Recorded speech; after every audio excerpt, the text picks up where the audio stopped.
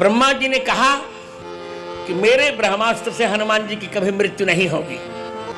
यमराज ने कहा कि मेरे कालदंड से हनुमान जी की मृत्यु नहीं होगी। विष्णु जी ने कहा मेरा सुदर्शन हनुमान जी को नहीं मार सकेगा।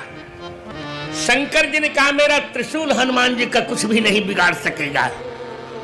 अग्नि ने कहा कि मेरी ज्वाला हनुमान जी को नहीं जला सकेगी। वायु देवता ने कहा मैं कभी हनुमान जी को नहीं उड़ा सकूंगा।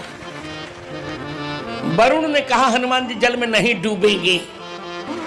इंद्र ने कहा कि मैं इनको इच्छा मृत्यु का वरदान देता हूं, कभी इनकी मृत्यु नहीं होगी। जय जयकार। ब्रह्मा जी ने कहा कि मेरे ब्रह्मास्त्र से हनुमान जी की कभी मृत्यु नहीं होगी। यमराज ने कहा कि मेरे कालदंड से हनुमान जी की मृत्यु नहीं होगी। विष्णु जी ने कहा मेरा सुदर्शन